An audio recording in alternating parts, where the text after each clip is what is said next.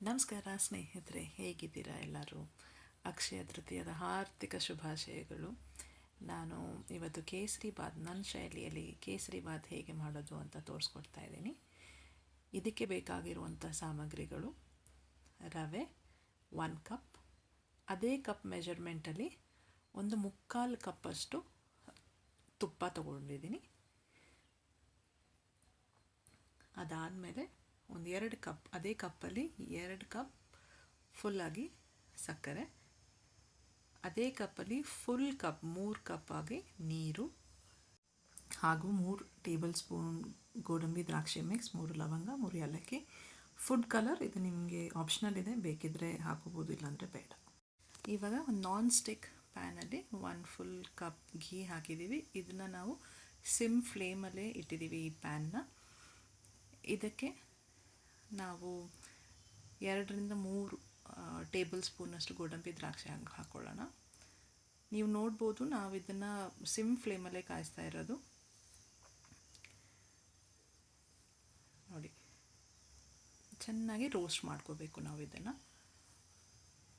End to end ನಾವು ಯಾವಾಗ PAN ನಾವು ಸಿಮ್ ಫ್ಲೇಮಲ್ಲಿ ಇಟ್ಟು ನಾವು ಗೋಡಂಬಿ ದ್ರಾಕ್ಷಿ ಹಾಕ್ತೀವಿ, ಅಲ್ಲಿಂದ ನಾವು ಕೇಸರಿ ಬಾತ್ ಎಂಡ್ ಆಗೋವರೆಗೂ ನಾವು ಸಿಮ್ ಫ್ಲೇಮಲ್ಲೇ ಇದನ್ನು ಪ್ರಾಸೆಸ್ ಕಂಪ್ಲೀಟ್ ಮಾಡಬೇಕು. ನಾವು ಯಾವ ಟೈಮ್ ಇಲ್ಲ ಅಂತ ಹೇಳಿ ನಾವು ಫ್ಲೇಮ್ನ ಜಾಸ್ತಿ ಮಾಡೋದು, ಸಡನ್ನಾಗಿ ಕಮ್ಮಿ ಮಾಡೋದು ಆ ಥರ ಮಾಡಬಾರ್ದು. ಸಿಮ್ ಫ್ಲೇಮಲ್ಲೇ ಇದು ಒಂದು 25-30 ನಿಮಿಷದ ಕೆಲಸ. ಎಂಡ್ ಟು ಎಂಡ್ ಹೇಳ್ತಾ ಇರೋದು ನಾನು. ಅಷ್ಟೊತ್ತಿಗೆ ಆಗೋಗುತ್ತೆ. ಇವಾಗ ನೋಡಿ, ಇದು ಚೆನ್ನಾಗಿ ಕಾಯ್ದಿದೆ. ನಾವಿದನ್ನು ಸಪ್ರೇಟ್ ಮಾಡ್ಕೊಳ್ಳೋಣ. ಇದೇ ತುಪ್ಪಕ್ಕೆ ಒಂದು 2-3 ಕಾಳಷ್ಟು ಲವಂಗ, ಒಂದು 4 ಏಲಕ್ಕಿ.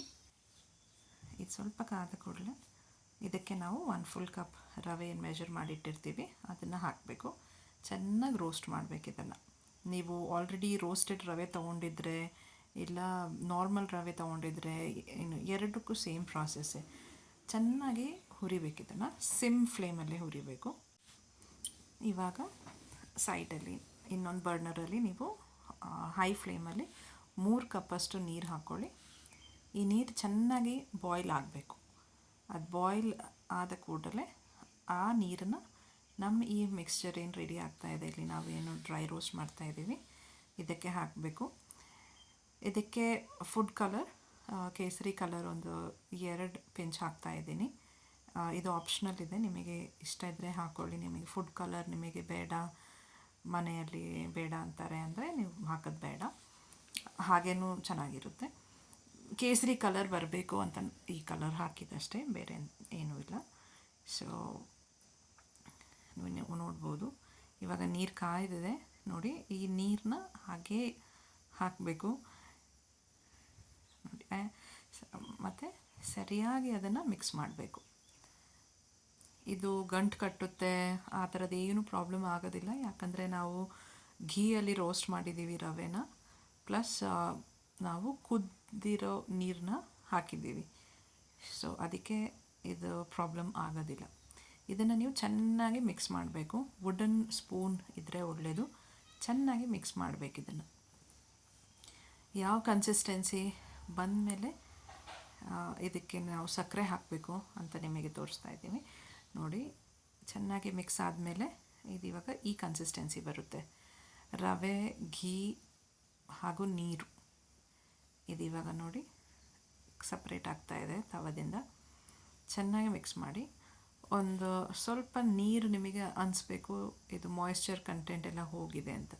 ಈ ಕನ್ಸಿಸ್ಟೆನ್ಸಿ ಬಂದ ಮೇಲೆ ನೀವು ಇದಕ್ಕೆ 2 ಕಪ್ ಸಕ್ಕರೆಯನ್ನು ಹಾಕಿ. ಸಕ್ಕರೆ ನಿಮಗೆ ಇನ್ನೂ ಏನು ಸ್ವೀಟ್ ಇಷ್ಟ ಅಂತ ಇದ್ದರೆ ಹಾಕ್ಕೊಳ್ಳಿ, ಮೇ ಬಿ ಇನ್ನೂ ಒಂದು ಅರ್ಧ ಕಪ್ ಎಕ್ಸ್ಟ್ರಾ ಹಾಕ್ಕೊಳ್ಳಿ. ಬಟ್ ಯೂಶ್ವಲಾಗಿ ನಾವು 1 ಕಪ್ ರವೆಗೆ 2 ಕಪ್ ಅಷ್ಟು ಸಕ್ಕರೆ ಹಾಕಿದ್ರೆ ಸಾಕು, ಎಲ್ಲರಿಗೂ ಸಾಕೋದು. ಇವಾಗ ಈ ಕನ್ಸಿಸ್ಟೆನ್ಸಿ ಬರುವಾಗ ಗೋಡಂಬಿ ದ್ರಾಕ್ಷಿ ಸ್ವಲ್ಪ ಹಾಕ್ಕೊಳ್ತೀನಿ, ಸ್ವಲ್ಪ ಸೈಡಲ್ಲಿ ಇಟ್ಟಿರ್ತೀನಿ, ನಮಗೆ ಬೇಕಾಗುತ್ತೆ ಲಾಸ್ಟಿಗೆ. ಚೆನ್ನಾಗಿ ಮಿಕ್ಸ್ ಮಾಡಿ. ಇಲ್ಲಿಂದ ಒಂದು 3-4 ನಿಮಿಷ ಅಷ್ಟು ಚೆನ್ನಾಗಿ ಮಿಕ್ಸ್ ಮಾಡಿ ನೋಡಿ. ಅದಾದಮೇಲೆ ಈ ರೀತಿ ಬರುತ್ತೆ. ಕೇಸರಿ ಬಾತ್ ರೆಡಿ. ಸವಿಯಲು ಹೇಗಿದೆ ನೀವು ಮಾಡಿ ತಿಳಿಸಿ ನನಗೆ. ಧನ್ಯವಾದ.